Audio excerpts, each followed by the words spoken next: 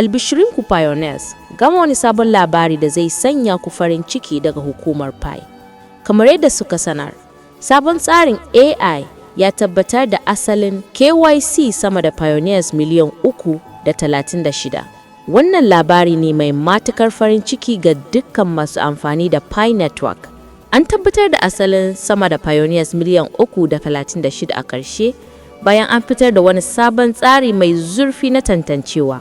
Wannan sabon tsari ya bai wa Pioneers miliyan 4.36 waɗanda suka kasance a matakin tentative KYC, wato tabbaci na farko, damar su kammala tabbacin asalinsu gaba daya. Yadda sabon tsarin tabbatarwa yake aiki. Wannan babban tsari ya kunshi fasahar AI, Artificial Intelligence, mai zurfi da kuma na'urori masu rikitarwa.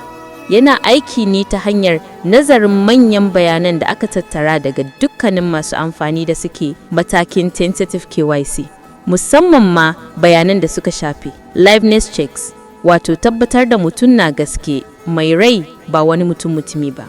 Manufan wannan bincike mai zurfi ita ce don hana asusun da aka kirkira don ya samu damar yin KYC. Ta hakan, tsarin yana kare ka'idar Pi ga asusu daya ga mutum daya, wanda hakan ke ƙarfafa gaskiya da amincin dukkanin tsarin sadarwarmu. Daga cikin Pioneers miliyan 3.36 da suka samu cikakken tabbaci, wato fully KYC, su kusan miliyan 2.69 sun riga sun kammala duk wani shiri da ake bukata kuma an canza su zuwa mainnet blockchain, wato babban cibiyar aikin na Pi. Ga duk wanda ya kammala KYC amma bai riga ya canza zuwa mainnet ba, ku kammala mainnet checklist.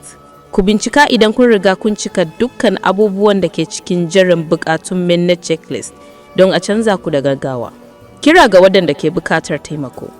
Akwai wasu pioneer kusan miliyan 3 waɗanda suke a matakin tentative KYC.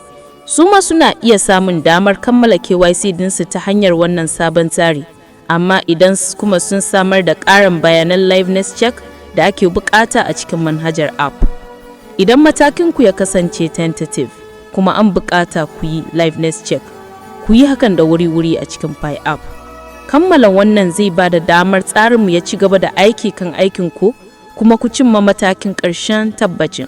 Wannan ci gaban yana magance matsalar pioneers da suke a matakin tentative KYC da kuma yana ƙara ƙarfafa burin Pi Network na gina tsarin Web3 mai tsaro, ingantattu da kuma yana haɗa mutane na gaske. Me kuke tunanin game da wannan sabuwar hanyar da Pi Network ke bi wajen tabbatar da sahihannin masu amfani? Muna jiran ra'ayinku.